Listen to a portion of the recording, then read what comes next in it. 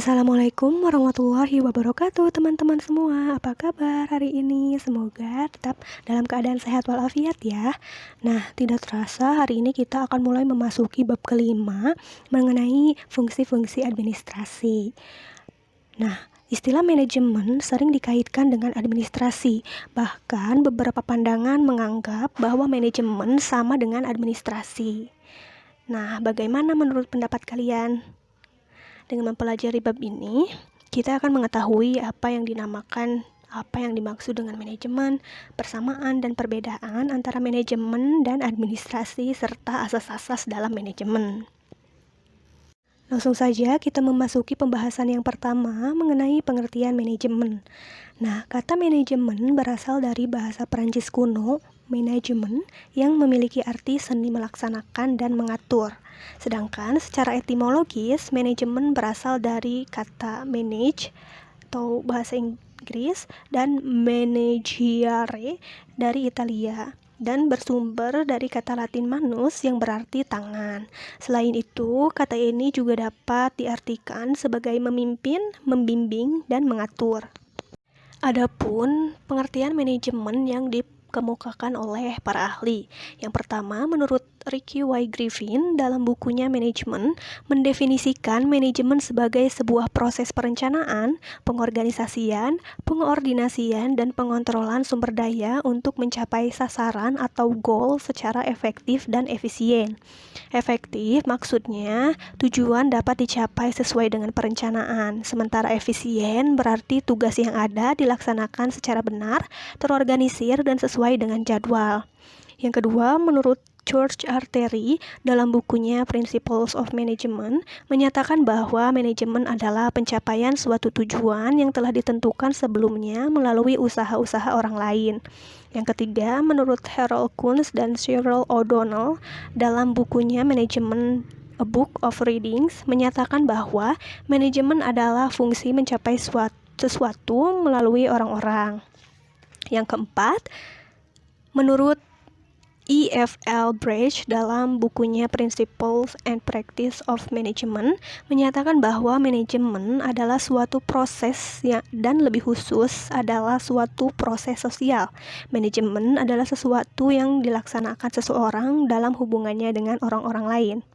Yang terakhir, menurut Mylon Brown dalam bukunya Effective Work Management mengungkapkan bahwa manajemen adalah penggunaan orang-orang, uang, perlengkapan, bahan-bahan, dan metode-metode yang efektif untuk mencapai suatu tujuan tertentu.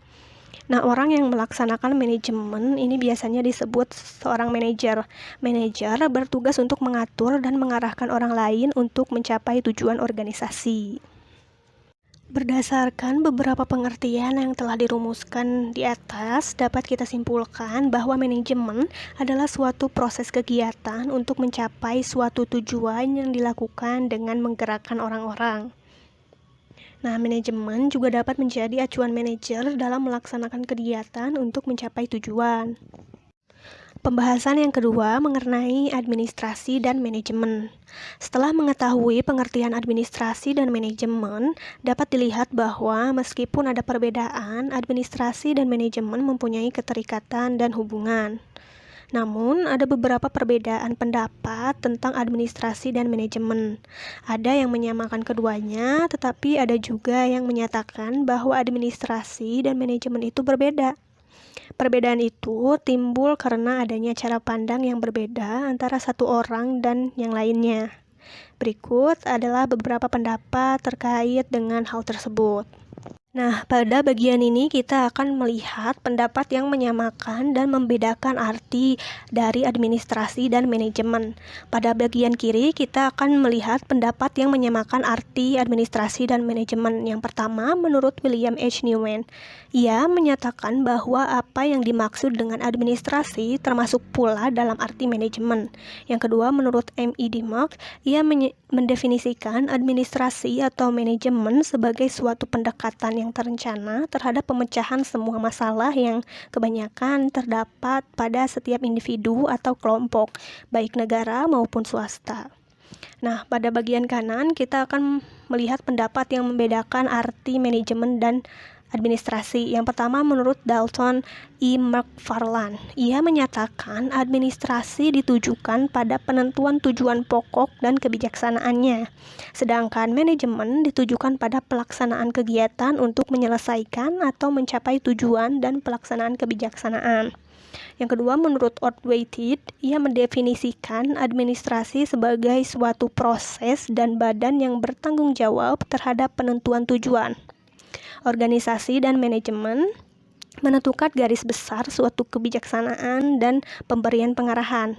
Sementara itu, proses yang berlangsung dalam manajemen adalah kegiatan-kegiatan yang dilakukan untuk mewujudkan suatu tujuan dengan mengatur tindakan-tindakan agar tujuan dapat dicapai. Nah, untuk lebih jelasnya, perhatikanlah bagan di bawah ini yang memperlihatkan posisi antara administrasi dan manajemen. Berdasarkan gambar tersebut, kita dapat mencermati beberapa hal berikut. Yang pertama, administrasi terdiri atas organisasi dan manajemen.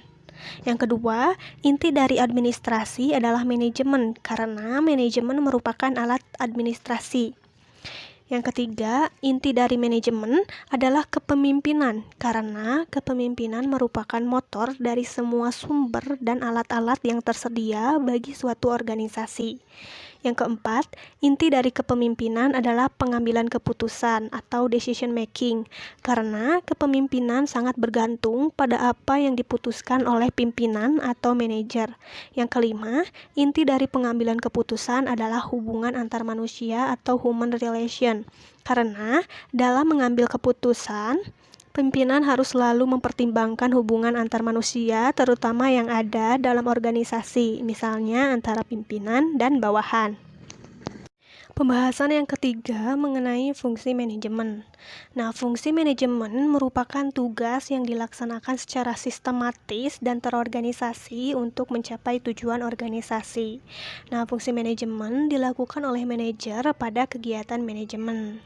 Nah, berikut ini adalah fungsi manajemen yang dikemukakan oleh para ahli. Ada banyak ahli yang mengemukakan pendapatnya mengenai fungsi manajemen, dan setiap ahli tersebut memiliki singkatan untuk masing-masing fungsi manajemennya. Kita ambil contoh saja yang terkenal dari fungsi manajemen adalah menurut George R. Terry. Fungsi manajemen terdiri atas planning, organizing, actuating, dan controlling, atau disingkat dengan istilah POEC. Nah, adapun pendapat ahli lainnya bisa kalian catat pada buku catatan. Nah, supaya kalian lebih memahami apa itu planning, organizing, coordinating, dan lain sebagainya, mari kita bahas pada slide selanjutnya. Nah, dari pendapat para ahli tersebut dapat kita ketahui bahwa fungsi-fungsi manajemen itu terdiri dari 14 fungsi. Yang pertama, planning atau perencanaan. Planning adalah proses menentukan apa yang ingin dicapai dan cara mencapainya yang didasarkan pada metode atau logika tertentu dan rasional. Yang kedua adalah organizing atau pengorganisasian.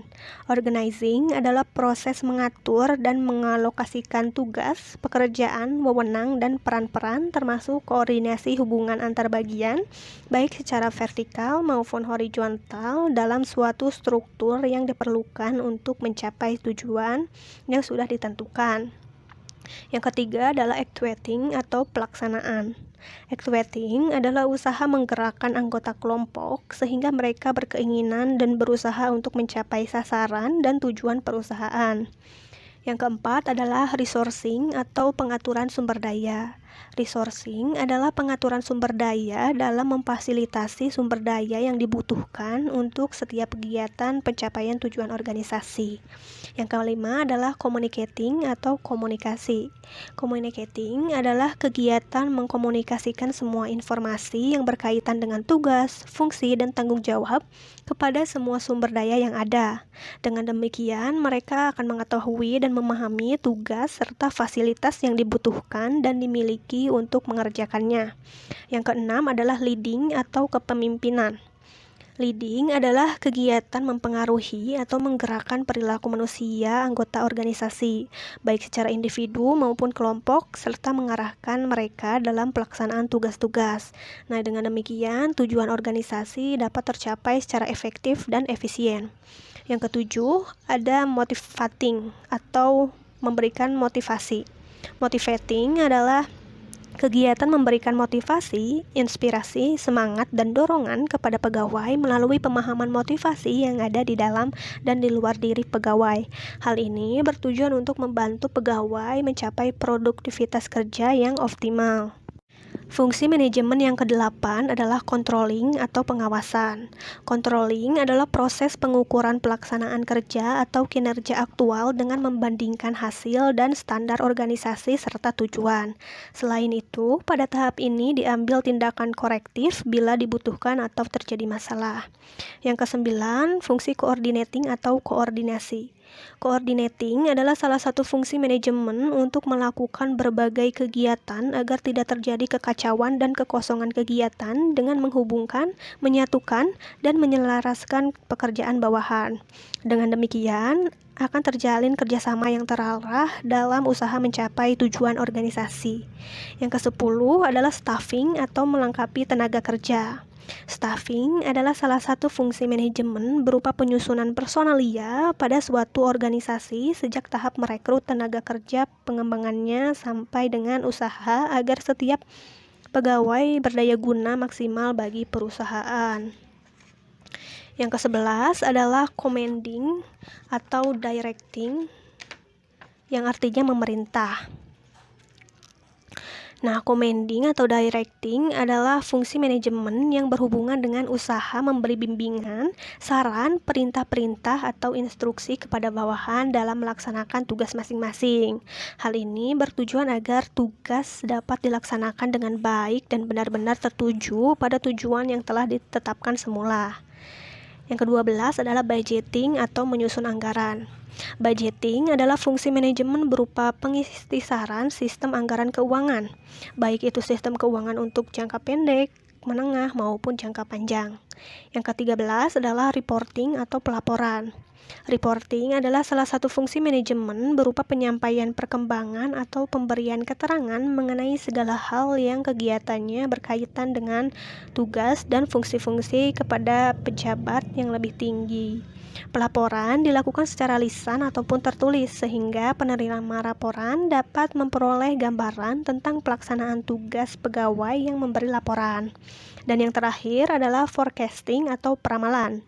Forecasting merupakan kegiatan meramalkan, memproyeksikan atau mengadakan taksiran terhadap berbagai kemungkinan yang akan terjadi sebelum suatu rencana yang lebih pasti dapat dilakukan. Itulah fungsi-fungsi manajemen. Nah, untuk melaksanakan manajemen secara efektif dan untuk mencapai tujuan yang telah ditentukan, diperlukan alat-alat atau tools. Tools merupakan syarat suatu usaha untuk mencapai hasil yang ditetapkan. Tools tersebut dikenal dengan 6M, yang terdiri atas yang pertama, man atau manusia, yang kedua materials atau bahan-bahan, yang ketiga machines atau mesin-mesin, yang keempat methods atau metode-metode, yang kelima money atau uang, dan yang keenam markets atau pasar. Materi terakhir pada bab ini adalah asas-asas manajemen perkantoran.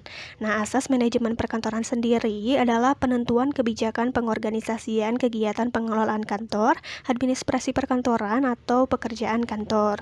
Nah, kantor berkedudukan sebagai sebuah satuan atau unit dalam suatu organisasi. Nah, segenap kerja ketatausahaan atau pekerjaan kantor yang dilakukan dalam suatu organisasi harus diatur dalam hubungannya dengan unit-unit organisasi yang ada dalam suatu organisasi. Secara keseluruhan, pengorganisasian pekerjaan kantor dapat memakai asas-asas manajemen perkantoran, yaitu diantaranya asas sentralisasi, asas desentralisasi, dan asas gabungan. Asas yang pertama adalah asas sentralisasi. Pada asas sentralisasi, semua pekerjaan kantor dalam perusahaan dibebankan dan dilaksanakan oleh sebuah satuan organisasi yang berdiri sendiri di samping satuan-satuan organisasi yang memikul pekerjaan operatif seperti mengetik, mengelola surat, dan mengarsip. Nah, pekerjaan-pekerjaan tersebut dilaksanakan oleh sebuah unit organisasi yang dapat disebut dengan tata usaha, sekretariat, atau sebutan-sebutan lainnya. Contohnya dalam hal penyimpanan arsip. Dalam asas sentralisasi, semua pekerjaan arsip untuk seluruh kantor dipusatkan pada satu divisi kearsipan yang dibina oleh seorang pemimpin bagian arsip. Nah, jika organisasi tersebut sangat besar sehingga banyak unit yang harus dilayani, satuan pelayanan yang dibentuk bisa lebih dari satu.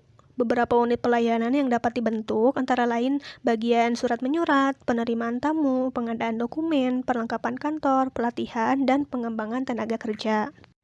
Asas sentralisasi ini akan berjalan dengan baik dan lancar apabila memenuhi kriteria sebagai berikut. Yang pertama, organisasi masih kecil dan telah memiliki program manajemen yang mantap. Yang kedua, adanya jaminan kerahasiaan informasi, khususnya yang terkait dengan kebijakan. Nah, seringkali konsep sentralisasi itu ditolak oleh para pengguna karena khawatir kerahasiaan informasi tidak terjamin, khususnya yang terkait dengan kepegawaian dan keuangan. Yang ketiga, kondisi lingkungan gedung tidak terpisah-pisah atau saling berdekatan. Nah, itulah kriteria-kriteria yang harus dipenuhi agar asas sentralisasi dapat berjalan dengan baik dan lancar. Asas sentralisasi memiliki kelebihan, di antaranya sebagai berikut. Yang pertama, pengawasan akan lebih mudah dilakukan. Yang kedua, prosedur akan lebih mudah diseragamkan. Yang ketiga, penggunaan alat dan perabot akan lebih hemat. Yang keempat, beban kerja dapat dibagi secara merata. Yang kelima, penggunaan tenaga kerja dapat diatur lebih luas. Yang keenam, kemungkinan hilangnya arsip atau salah menyimpan arsip akan kecil sekali terjadi karena arsip dikelola oleh tenaga-tenaga yang telah profesional. Dan yang terakhir, kemungkinan penyimpanan arsip ganda akan kecil sekali karena akan segera diketahui apakah arsip yang bersangkutan merupakan duplikasi atau bukan. Nah, sementara itu, kelemahan dari asas sentralisasi adalah sebagai berikut. Yang pertama, tidak mungkin menampung pekerjaan yang cukup banyak pada waktu yang bersamaan. Contohnya, pada akhir tahun. Jika anggaran dari berbagai divisi memerlukan penyelesaian laporan kegiatan, hal ini dapat menyebabkan penyelesaian pekerjaan unit yang bersangkutan mengalami keterlambatan. Yang kedua, bagi perusahaan yang divisinya tidak berada dalam satu kompleks dan terpencar-pencar di beberapa tempat, pelaksanaan asas sentralisasi akan kurang tepat karena pekerjaan menjadi kurang efektif dan efisien. Yang ketiga, petugas di pusat belum tentu paham dengan permasalahan-permasalahan dan kebutuhan-kebutuhan unit kerja di divisi lain, sehingga pelaksanaan pekerjaan unit yang bersangkutan akan mengalami hambatan. Asas manajemen perkantoran yang kedua adalah asas desentralisasi. Pada asas desentralisasi, setiap satuan organisasi dalam seluruh perusahaan melakukan semua kerja perkantoran yang terdapat dalam lingkungan sendiri, di samping melaksanakan tugas-tugas utamanya. Nah, contohnya, bagian personalia suatu perusahaan itu melaksanakan pula pekerjaan-pekerjaan korespondensi, memperbanyak sendiri warkat-warkat, dan mengurus ruangan arsip untuk menyimpan surat-suratnya. Pimpinan tiap bagian mempunyai arsip mereka sendiri, dan tiap bagian mempunyai arsip sendiri pula. Asas desentralisasi memiliki kelebihan, diantaranya adalah sebagai berikut. Yang pertama, dapat melayani kebutuhan-kebutuhan khusus bagi unit-unit yang bersangkutan. Yang kedua, penumpukan pekerjaan dapat dihindari. Dan yang ketiga, dapat memperlancar pekerjaan pokok bagi instansi yang mempunyai unit-unit tersebut. Sementara itu, kelemahan dari asas desentralisasi adalah sebagai berikut. Yang pertama, memerlukan biaya cukup besar karena keperluan alat lebih banyak. Yang kedua, memerlukan tenaga yang lebih banyak pula dan biaya yang besar untuk menggaji pegawai. Yang ketiga, kemungkinan terjadinya ketidakseragaman asas dan prosedur termasuk peralatan akan semakin besar. Yang keempat, kemungkinan banyak dokumen yang ganda. Yang kelima, pengawasan menjadi kurang maksimal. Asas manajemen perkantoran yang terakhir adalah asas desentralisasi terkendali atau gabungan. Asas ini juga disebut dengan asas dekonsentralisasi.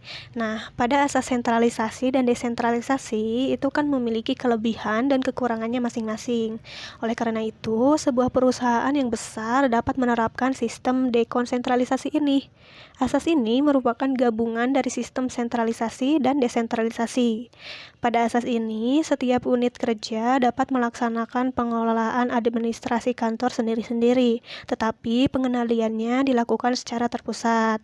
Nah, dalam praktiknya, jarang sekali kegiatan perkantoran suatu organisasi itu dilakukan secara terpusat sepenuhnya atau terdesentralisasi sepenuhnya. Nah, asas sentralisasi dan desentralisasi sering dipakai secara bersamaan.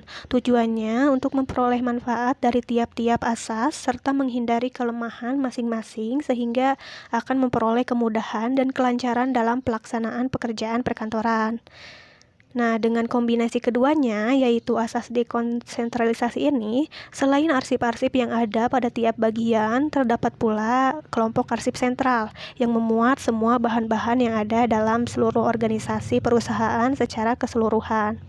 Nah, oleh karena itu, perusahaan yang besar dalam artian cukup kompleks pekerjaan kantor yang dijalankannya biasanya memerlukan satuan atau unit pelayanan pusat untuk melaksanakan dan bertanggung jawab mengenai segi-segi ketatausahaan yang terdapat pada seluruh perusahaan. Nah, sebaliknya, sebagian kegiatan ketatausahaan yang tidak tepat jika dipusatkan tetap akan dikerjakan oleh masing-masing satuan organisasi yang bersangkutan. Nah, satuan pelayanan pusat dalam bidang perkantoran hendaknya dipimpin oleh seorang yang benar-benar ahli dalam bidang administrasi perkantoran, yang disebut dengan manajer kantor. Seorang manajer harus mempunyai pengetahuan yang luas mengenai segala sesuatu tentang administrasi perkantoran, seperti organisasi kantor, perbekalan kantor, tata hubungan kantor, tata kearsipan, tata ruang kantor, metode kerja perkantoran, dan pengawasan pekerjaan tata usaha. Hal yang perlu diperhatikan bagi para manajer kantor adalah perihal tentang seberapa jauh penerapan salah satu asas pengorganisasian pekerjaan kantor tanpa mengabaikan asas yang lainnya. Nah, sifat pekerjaan kantor terbagi menjadi sifat rutin dan sifat sementara. Sifat rutin adalah pekerjaan tersebut selalu dilakukan setiap hari, sedangkan sifat sementara dilakukan hanya sekali saja jika ada, tetapi dalam jangka waktu yang lama. Kelebihan dari asas dekonsentralisasi adalah sebagai berikut. Yang pertama, adanya keseragaman prosedur dan tata kerja. Yang kedua, proses kerja lancar karena dokumen berada di unit pengolah. Yang ketiga, efisiensi kerja di unit pengolah karena adanya pemisahan antara arsip aktif dan tidak aktif. Yang keempat, lebih mudah dalam pengendalian dan pembinaannya. Yang kelima, pegawai di unit kerja dapat bertambah. Sementara itu, kelemahan asas dekonsentralisasi adalah sebagai berikut. Yang pertama, dapat diselenggarakan di dua tempat sehingga peralatan yang digunakan cukup banyak. Yang kedua, kemungkinan adanya dokumen atau arsip ganda sangat besar terjadi. Yang ketiga, membutuhkan tenaga yang lebih banyak. Nah, itulah materi terakhir pada pembelajaran kita hari ini. Hari ini kita telah banyak mempelajari mengenai fungsi-fungsi manajemen ya, mulai dari pengertian manajemen, perbedaan administrasi dan manajemen, fungsi-fungsi manajemen, hingga asas-asas manajemen perkantoran. Nah, semoga apa yang Ibu sampaikan dapat kalian pahami dengan baik. Jangan lupa untuk mencatat hal-hal yang penting yang perlu untuk kalian ingat pada materi ini.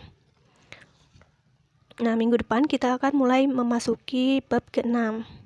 Semangat terus belajar online-nya, jangan lupa untuk mengisi daftar hadir. Terima kasih kehadirannya untuk hari ini. Wassalamualaikum warahmatullahi wabarakatuh.